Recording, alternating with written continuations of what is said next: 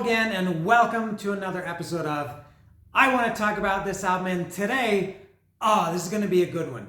I don't know if the episode is going to be good, but it sure is a good album. It's a great album, and it's Faster Pussycat. Let's take a look at it. There it is right there. I'm going to get to that. I got a lot to say about this album.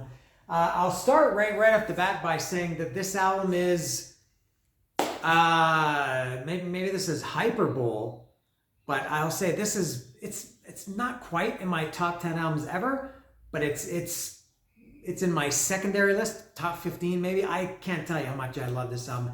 It's one of my top, I don't know, pick a number of, we'll call it hair metal. If you consider Faster Pussycat and Guns N' Roses, Cinderella, Poison, Motley Crue, even Bon Jovi, Bullet Boys, Sea Hags, Badlands, all those bands, Great White, Kicks, whoever. And I love that kind of music. I loved it then. I still love it now.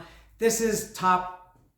I can think of, what do I like better than this album from that genre? Maybe two others. This is I really can't say strongly enough how much I love the first Faster Pussycat album. And it's maybe not even my favorite album by then. The second one, Wake Me When It's Over, I can never decide which one I like more. I think I like the first one better just because it was the first one, so I have good memories attached to discovering a new band.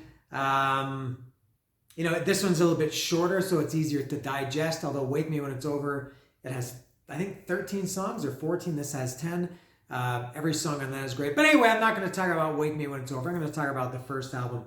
And since I haven't talked about Faster Pussycat in this series, I'm going to talk about that a little bit extra before I get to the actual album. I did talk about Wake Me When It's Over before I rebranded this as I Want to Talk About This Album, when it was called I Love This Album. I talked about Wake Me When It's Over. Now I'm going to talk about the first album. So this came out in 1987, and at that time I was full into all those bands that I mentioned before. And I love this right from the start and still love it now. The kind of the thing about Faster Pussycat, as much as I love them, I only did ever see them once. I'm going into my history with this band now, and I have a couple of props that I'll get to. I only saw Faster Pussycat once. That was in the summer of it must have been 1989. They were playing with Kiss. Kiss was on the Hot in the Shade tour. I saw that tour twice. I can't remember if this was the first time I saw them or the second time. Kiss played an infamous show at the CNE Grandstand in Toronto. Oh, it was Whitesnake headlining over Kiss, Slaughter, and Faster Pussycat. And I saw Faster Pussycat then. My only time seeing them live, and I wish I could see them again. There's no way they'll ever come to Mexico City, so I guess the dream is dead, and they're still kind of active. They still tour. They still do shows fairly regularly. They do put out new music occasionally. They put out a couple of singles in the last couple of years. NOLA, Pirate Love. What's the other song called? I can't remember. But oh my God, this first album is incredible. But I'll get to that shortly. Now a little bit of my history with more of my history with Faster Pussycat. Even though I only saw them the one time, I did. You may know or recognize this guy with the blonde hair there. His name is Tammy Down, or maybe Tie Me Down. I'm not sure. But there he is there. There's Tammy there. And here is Tammy here with, you may recognize the other blonde god with him. That's me. That's Dan Bowski. That's me and Tammy together. That was in Hollywood, California. In March 1989. This picture was taken in a 7-Eleven. If you're wondering, and I know you're not, if you see, you didn't even notice, did you? He's got something red in his hand there. He's grasping something red. You know what that is? That's a pack of Juicy Fruit gum. I remember he bought a pack of Juicy Fruit, I think a bottle of Snapple, and a TV guide. Isn't that interesting? And so this was taken in Hollywood, inside a 7-Eleven, which was, I think at the time, right beside Cat House. Everybody knows the Cat House, the world famous Cat House Rock Club, which was in Hollywood. It was owned by Tammy and Ricky Rackman, and it was the hangout that everybody went to. Guns N' Roses hung out there, Motley Crue and Poison, and Billy Idol. I think Jim Morrison used to hang out there in the late 80s too. Who else? So I guess in a little bit later, Skid Row, Sebastian Bach. It was the place to go. So I went in March '89. I met Axl twice. I met him. I went there to Cat House twice. I met him once. It was Tuesdays only. I met Axl once. And I don't know if I've told that story. I don't feel like telling it now. Maybe I told it in one of these live streams that I did. But I met Axl the first time I went. And then again, the second time he was much nicer. The first time he was standoffish, let's say. He told me he wanted to fight. He didn't want to fight me. He was looking for a fight. So anyway, so I met Tammy down outside the Cat House. And I've got another prop here. Look at this. This is something, over the years you get rid of stuff. You don't want to be a hoarder, so you kind of throw things away. And I guess there are some things that I threw away that I wish I still had.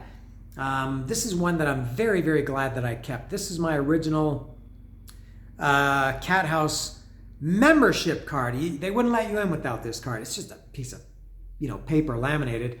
So there it is. It says world famous. I think you say Ricky Rockman's world famous Cat House. Hollywood, USA, private rock and roll club member. And then on the back, you can see it expires, I can't go anymore. It expired August 1st, 1989. And it says management retains the right to revoke this card and the membership granted herewith. Big words here. By accepting this card, you agree to abide by the rules and regulations which govern this private club. Card is valid until date above, unless canceled or revoked by the management. Nightlife Ventures Incorporated, 836 North Highland Avenue. Yeah. So that was my Cat House membership, and as I said, I'm happy that I kept that. Now about this album, it really is. For me anyway, it's a fucking perfect album. I love everything about it. Every single song. It's hard for me to choose a least favorite song because I do love them all. Lyrically, I think Tame Me Down, at least for this style of music, I don't know, maybe, is he my favorite? I don't know. He wrote really, really kind of good, funny, clever, witty, kind of different lyrics. They were, sleazy like the style of this music, like Guns N' Roses and things like that. But I think his were a little bit more humorous, kind of Aerosmith lyrics, I think, kind of funny. As I said, musically, just the sound of this album is perfect. It was produced by Rick, and I've never known how to pronounce this guy's names. I don't know if it's Browdy or Rick Browd, who also produced the first Poison album. Look what the Cat dragged in. I guess he produced, I can't remember who else. But this record sounds perfect. All the instruments are great, and I don't know if I've talked before about, who am I to say, or who is anybody to say this band is more talented than that band, but I think these guys are great players. Amazing solos on this record. They're very, very memorable. Everybody talks about how Ace Frehley plays, hummable or solos that you can hum or sing along to. Also on this one, Greg Steele and Brent Muscat. I don't know who played lead more, but their look, their sound, their style, their lyrics, the music, the songs, everything about this band was perfect. I would even say. I like them. Spoiler alert, one album that I do like better from this genre is Appetite for an Onion. But overall, I would take Faster Pussycat's catalog, and it's not big over Guns N' Roses' catalog, for sure, except for Appetite for an Onion. Just like I would take Rat in a million years over Motley Crue's catalog, except for Shout the Devil is better than any Rat album. Just perfection. Just everything about this was a snapshot of the time. Looks and everything. It was a good time to be a fan of this kind of music at the time, and still a good time to be a fan of this kind of music at this time in April 2024. And I feel like I need to say more, but I don't know what else to say. It's sometimes easier for me to talk about a record that I don't like than it is for a record that I like. There are a couple more that I have to do that I consider the top 2 records ever that I've ever heard in my life. I've got them sitting right here, and I've had them for months and months and months. And I love them so much, but I don't know what to say about them. And I kind of feel like I did that with Down Nola too. I just love that record so much. And then I froze when I started to talk about it. And now I'm not freezing, but I am kind of repeating myself and doing this. So I will get to the actual record here. And there's the back, by the way. Now the actual record, I just got this recently. I only got it about a week ago. I got it from Discogs, from a guy, or I don't know if it was a guy or a store in somewhere in Europe for a very fair price. I've never seen this at El Chopo, and if I did, it would either be or be in horrible condition and be stupidly expensive. This was a fair price, at least what I was willing to pay for it. It's in excellent condition. There's no real visible, bends or creases. There's no ring around it. It's in really, really good shape, front and back. This is from, where is this from? Manufactured in Germany. But then up here it says France, so I'm not sure. But anyway, I guess it is European. One thing that I didn't like about this record, and I still don't like about this record, is this. I say this all the time, I hate it when bands, whether it's the band or the record company, or I don't know who's in charge of deciding what goes into the packaging, but especially back then, I used to get very annoyed when bands didn't put anything in. When I had this album originally, the inner sleeve was that opaque plastic that I've mentioned many, many times that I hate. Because I used to love to, and I still do to a lesser extent, to sit down with the record and go like this and read the lyrics as I'm reading it, and see pictures of them and just, read the liner notes and everything. As a result, I knew this, I know, and I still know this album as well as I can without actually having ever seen the lyrics. A lot of the lyrics when I play this album and sing along to, I have to kind of scat, and you kind of blah, blah, blah. You don't know what they're saying, but you know the syllables. I wish that there would have been lyrics in this, but there are not. There was on Wake Me When It's Over and on Whipped, but not on the first album. Not sure if that's a budget thing or what it is. So going through this now, the first song, and I guess I'm going to quote the lyrics a lot. Don't change that song. Before I turn on my lover, got to turn on my stereo. Now it goes in better with a little bit of rock and roll. With a little bit of rock and roll.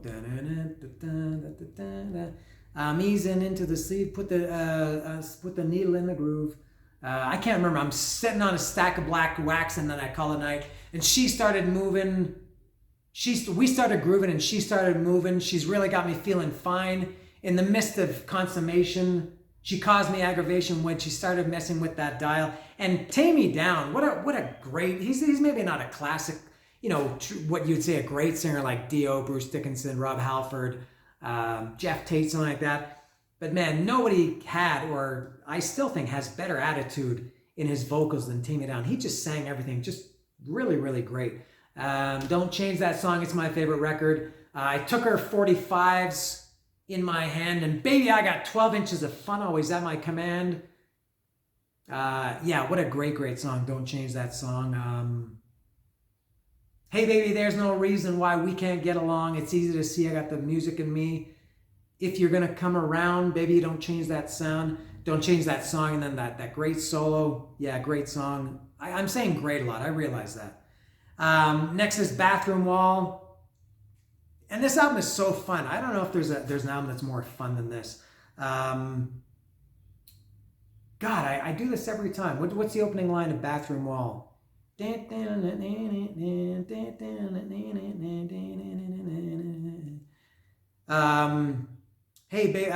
God, what's the opening line? And I can't check. I have no reference. I saw your number written on the wall. Said, baby, for a good time call. Dial 281-7668. Hey, baby, I can't wait. I got your number off the bathroom wall. Picked up the phone and it started to ring. And she answered the phone in a sexy voice. I got excited and I had no choice to put another dime. This song is very outdated. Put another dime in the telephone because my number's alone at home. I got your number off the bathroom wall. Got your number off the bathroom wall. Very full of attitude, that chorus. And I decided it was about time I made the call. And that kind of dueling guitar between Greg Steele and Brent Muscat. Love it. Next song is No Room for Emotion.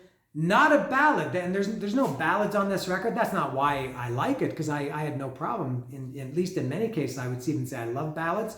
But No Room for Emotion is the only kind of, not energetic, fun song, but it's still a great song. And I'm not really too sure about this conversation There's been a lot of talk, but nothing said. And don't you understand, my friend? What do I have to do to make a reservation? Just to talk to you and complain, just to talk to you and explain that all you ever do is complain. I got no room for emotion.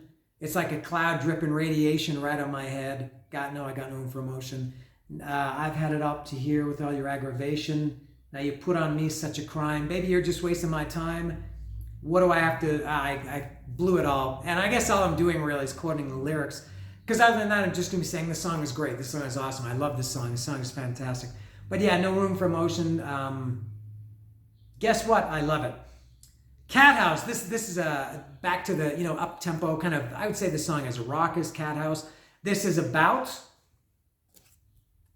Cat House. What's the opening line of Cat House?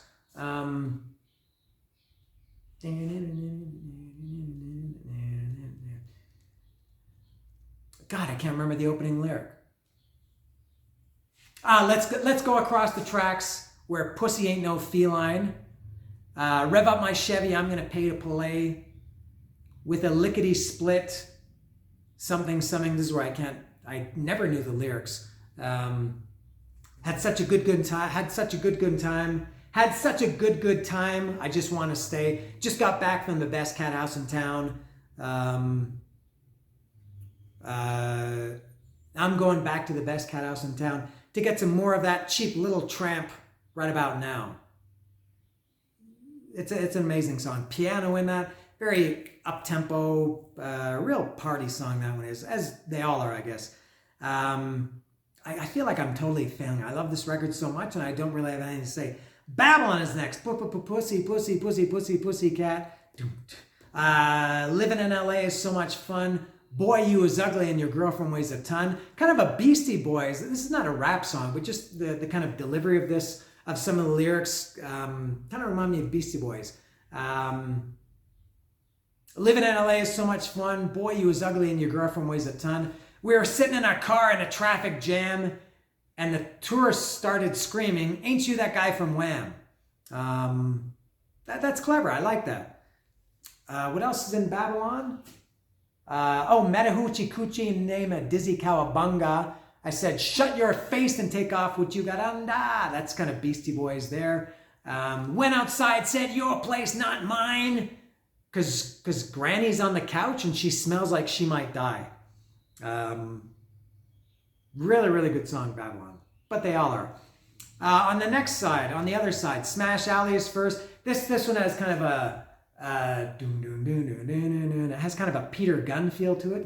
That's not John Williams. Who's that famous composer? Henry Mancini, Peter Gunn.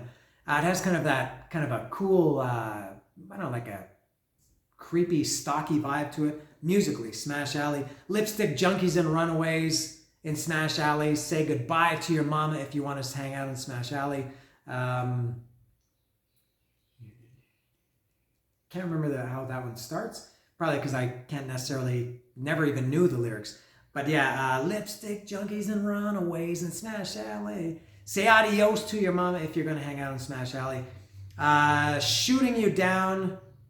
Standing on the edge, shooting you, and I'm looking down, shooting you down. Very, very catchy. I kind of wonder why, and you could say this about many, many bands, why didn't Faster Pussycat make it bigger than they did?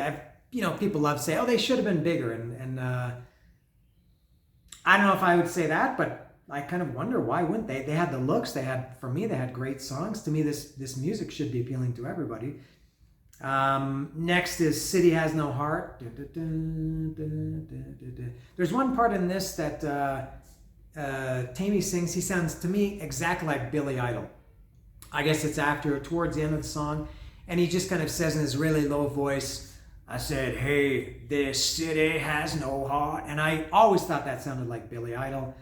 And I'm getting less and less with the lyrics, and I don't know what else to say. Ship Rolls In. This is maybe my favorite song. I'd say anything from the first side could be my favorite.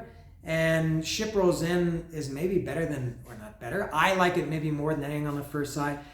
Lyrically, maybe this is my favorite, and again, I can't remember how it starts.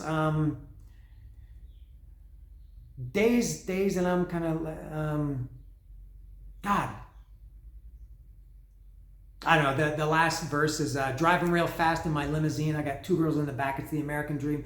So much money. I got so much money, so little time. Seems like yesterday I didn't have a dime. Not a dime. Got me a mansion and a swimming pool. Living this luxury is totally cool. It's a long way to the bottom and a short drop from the top.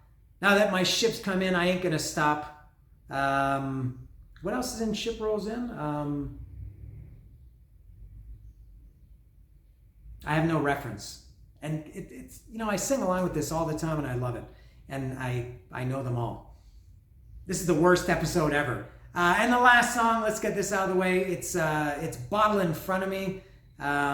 This is obviously a drinking song. I think lyrically, from the lyrics that I can make out from this song, Junkyard, I forgot how great Junkyard is too, especially that first Junkyard record is top notch.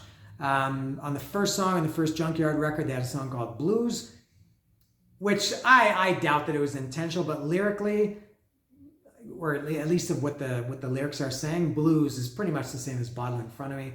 Last Call for Alcohol, Bottle in Front of Me. Last Call for Alcohol, it's the ending of the night. Bought me a case of Tylenol just to make me feel all right.